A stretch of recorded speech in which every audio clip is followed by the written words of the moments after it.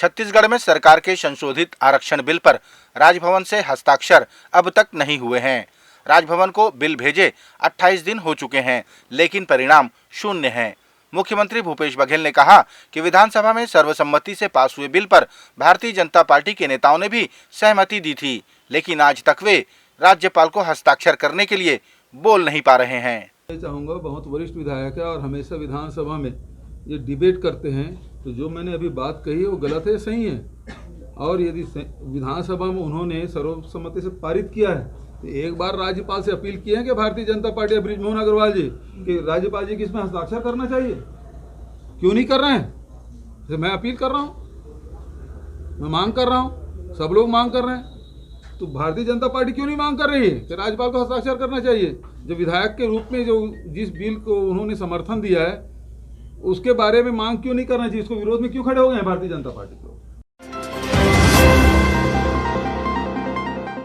Bharatiya Janata party के पूर्व मंत्री राजेश मूणत के नेतृत्व में नगर निगम में भ्रष्टाचार और मूलभूत समस्याओं को लेकर नगर निगम मुख्यालय का घेराव किया गया। इस दौरान पूर्व मंत्री ने साइंस कॉलेज मैदान में चौपाटी निर्माण का भी विरोध करते हुए नगर निगम के ऊपर कई आरोप लगाए। रायपुर के विभिन्न क्षेत्रों से रैली की शक्ल में पहुंचे भारतीय जनता पार्टी के कार्यकर्ताओं ने नगर निगम मुख्यालय के पास एक सभा भी रखी। राजधानी रायपुर के गुढ़ियारी पड़ाव में प्रतिबंधित प्लास्टिक की बिक्री पर कार्रवाई की गई। इस दौरान पर्यावरण संरक्षण मंडल और नगर निगम की संयुक्त टीम ने आकस्मिक निरीक्षण कर बालाजी पॉलीफर्म से 2.5 क्विंटल प्रतिबंधित प्लास्टिक बैग जब्त किए। नगर निगम द्वारा फर्म को जुर्माने के साथ हिदायत भी दी गई। बुधवार को मुख्यमंत्री भूपेश बघेल के भेंट मुलाकात कार्यक्रम के दौरान उन्हें काले गुब्बारे दिखाए गए और विरोध किया गया। मुख्यमंत्री ने उनमें शामिल महिला को बुलाकर कारण पूछा तो महिला ने हजारों रुपए बिजली का बिल आने की समस्या बताई। तुम विरोध करते हैं? बिजली बिल बहुत ज्यादा आता है। हाँ, तो बिजली बिल कम होना चाहिए। हाँ, तो बोला तो यहाँ बोल लेते झंडा भी हटा दो। जनता को समाधान के लिए बने ना, तो बिजली बिल कम होना चाहिए। जिसका आवाज नहीं आया वो आना चाहिए। मुख्यमंत्री ने उस महिला को बिजली का बिल लाने को कहा और सभी को कहा कि यदि बिजली बिल पटाएंगे नहीं तो बिजली बिल जुड़कर ही आएगा। उन्होंने कहा कि 400 यूनिट की खपत तक बिजली बिल हाफ का लाभ दिया जा रहा है। तीसरा बिजली बिल वाला बात है, 2021 से बिजली बिल पटाते थे नहीं है, तो बिजली बिल हाफ के पैसा लाभ कैसे मिलेगी भाई? जिन बिजली बिल पटाही देने लग बिजली बिल हाफ की योजना का लाभ मिलेगा। तो 2021 अब 2022 अब आखिरी महीना है, 2 साल में पटाबे नहीं करा तो 10,000 आई, 20,000 आई, तो जुड़ा जाएगा। अब जुड़ा जाएगा तो पैसा पटा नहीं है तो काला झंडा नहीं कहेंगे साथ रहा भाई। बिजली जलाए तो अगर पैसा पटाए तो लगी। राज्यपाल को हस्ताक्षर करने की मांग अब चिट्ठियों के माध्यम से की जाएगी। इसके लिए NSUI और यूथ कांग्रेस पोस्ट कार्ड अभियान की शुरुआत करने जा रही है। 3 जनवरी को प्रदेश कांग्रेस कमेटी के जन अधिकार रैली के दिन शुरू हो रहे इस अभियान में प्रदेश के समस्त महाविद्यालयों, विश्वविद्यालयों, कोचिंग सेंटरों के साथ छात्रावासों में ये पोस्ट कार्ड पहुंचाए जाएंगे और राज्यपाल से आग्रह किया जाएगा। इन पोस्ट कार्ड को राजभवन भेजने की योजना भी बनाई गई है। लोगों ने कि 3 तारीख को कांग्रेस पार्टी की महारैली होनी है, उस रैली से पहले राज्य महामहिम को हम लोग पोस्ट कार्ड के माध्यम से लाखों पोस्ट कार्ड को हम पहुंचाएंगे कि उम्मीद है कि हमारे पोस्ट कार्ड से युवाओं की जनभावनाओं को राज्य महामहिम जी समझेंगी और उस बिल पर हस्ताक्षर कर देंगी। प्रदेश के सभी ब्लॉकों से, कस्बों से, गांवों से, कोचिंग सेंटर से, महाविद्यालय से, सभी जगह से युवाओं के बीच हम जाएंगे और प्रयास करेंगे कि उनकी जो अपील है, जो उनकी भावना है, वो महामहिम तक पहुंच जाए।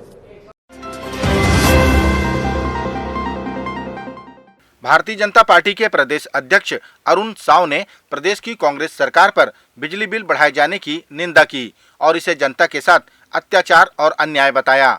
उन्होंने कहा कि हाफ बिजली बिल का झूठा वादा करके सत्ता में आई यह सरकार गरीबों को हजारों रुपए का बिजली बिल भेज रही है, जो कि प्रदेश की जनता के साथ अन्याय है। बिजली बिल हाफ करने का वादा करके सत्ता में आए भूपेश बघेल जी की सरकार लगातार बिजली का बिल बढ़ाकर जनता के साथ अन्याय और अत्याचार कर रहे हैं।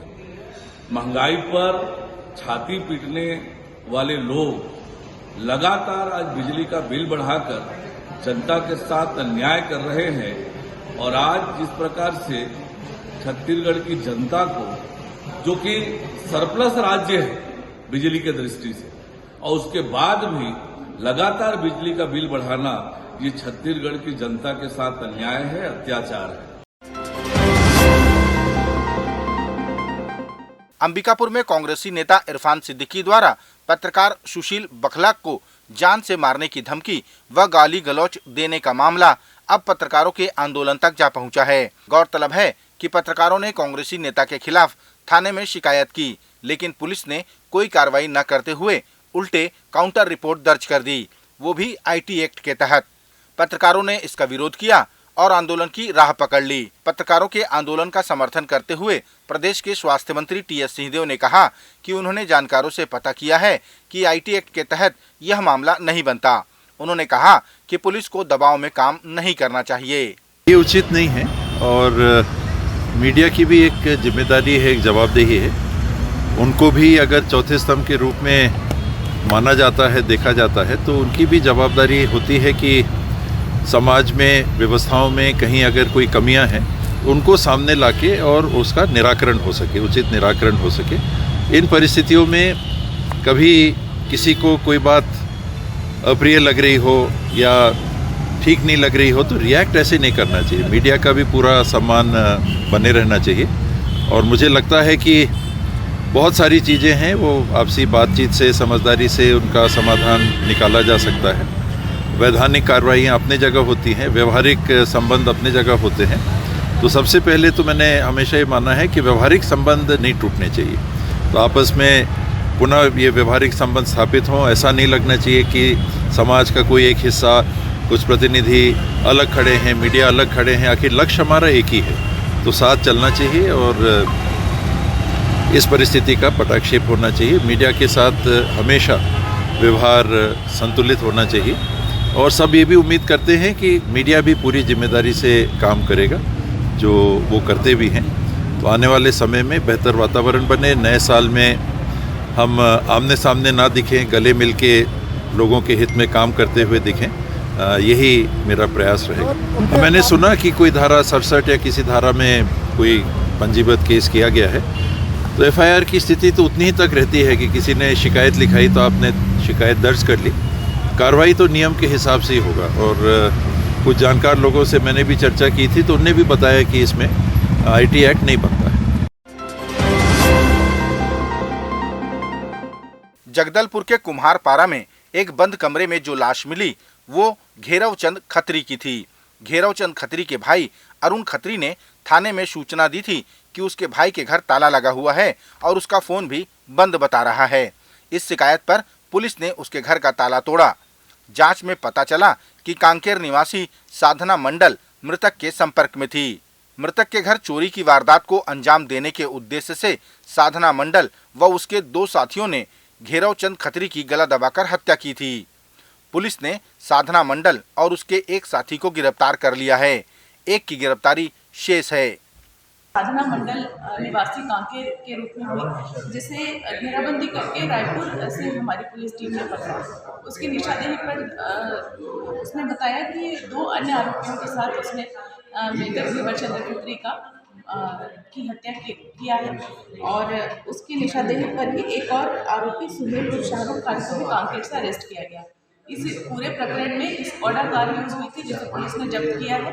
एक आरोपी का अरेस्ट होना शेष है और साथ ही आरोपियों के कब्जे से एक तिजोरी, कुछ डॉक्यूमेंट्स और कुछ सिल्वर की ज्वेलरी बरामद किया गया है।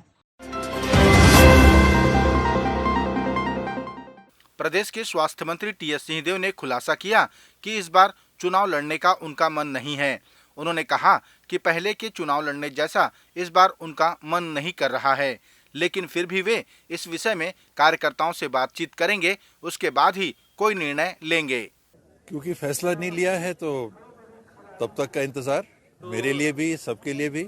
जनता कब तक मैंने इस बार सही में मन नहीं बनाया, वरना अभी तक जितने चुनाव हुए हैं 2008, 2013, 2018 इसके पहले मन में भी था कि मन है लड़ने का, लोगों से पूछ के लड़ूंगा।